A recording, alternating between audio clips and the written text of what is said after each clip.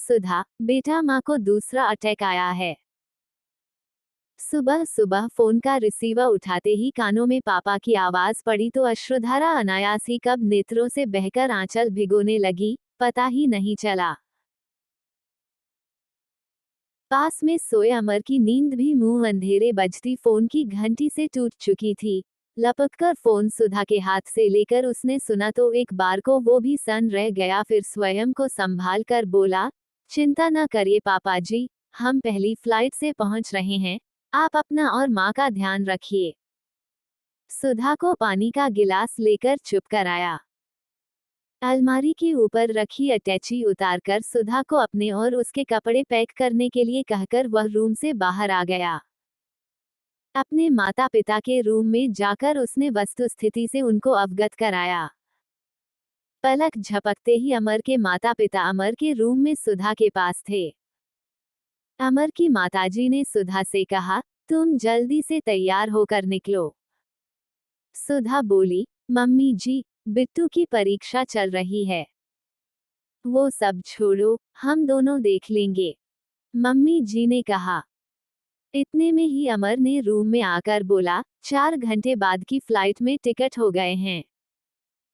सुधा बेटा, तुम घर और बिट्टू की चिंता छोड़कर समधन जी का ख्याल रखना।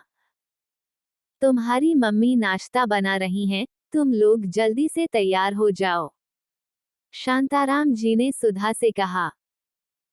बिट्टू 9वीं कक्षा में पढ़ता है। अमर ने स्थिति की गंभीरता उसे बताई तो उसने अपनी मम्मी को नानी का ख्याल रखने को कहा। यह भी कहा कि वह पीछे से बाबा दादी का ध्यान रखेगा।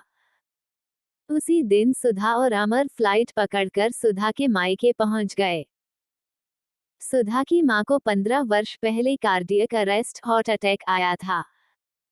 तब सुधा कुंवारी थी, भाई बाहर नौकरी करता था, बहन छोटी थी। सभी भागदौड़ उसने व पापा ने की। माँ ठीक हो गई थी, दवाइयों की मदद से अभी तक सब अच्छा चल रहा था।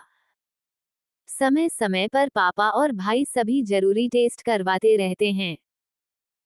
सुधा व अमर घर पहुंचकर सीधे ही अस्पताल पहुंचे, पापा और भाई वहीं थे। उन्होंने बताया कि हार्ट की 2 मेजर रुधिर धमनियों में ब्लॉकेज की वजह से दूसरा हार्ट अटैक आया।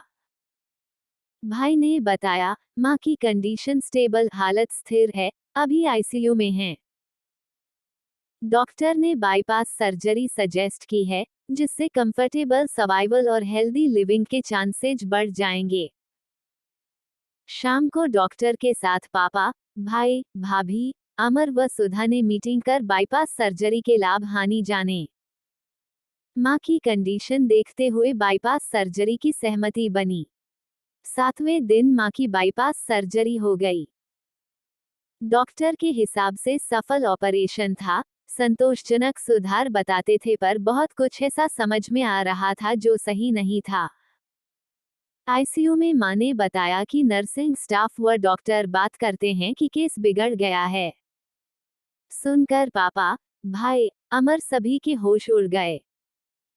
वे तुरंत ही कार्डियक सर्जन, जिन्होंने बाईपास सर्जरी की थी, से जाकर मिले और जो मां कह रही थी वो सब बताया। कार्डियक सर्जन ने कहा कि ऑपरेशन सफल हुआ है, चिंता करने की कोई जरूरत नहीं है। डॉक्टर आगे बोले, मस्तिष्क भ्रम है, यानी हेलुसिनेशन है और कुछ नहीं।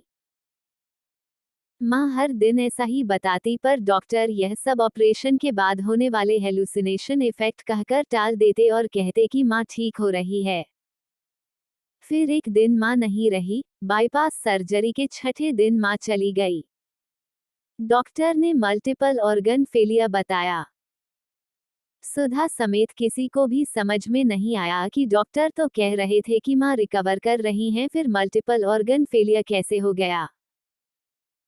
डॉक्टर ने कहा, ऐसा कुछ केस में हो जाता है जब मरीज ठीक होते होते किसी अनजान कारण की वजह से तबीयत यकायक खराब होने से चल बसता है।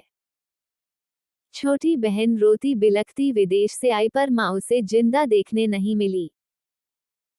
मां को हमेशा के लिए खोकर सुधा, पापा, भाई, भाभी व अमर सभी सोच रहे हैं कि काश मां की बात पर विश्वास कर लेते।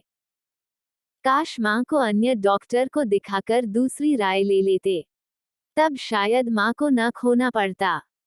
माँ को खोने का दर्द कलेजा चाक कर देता है।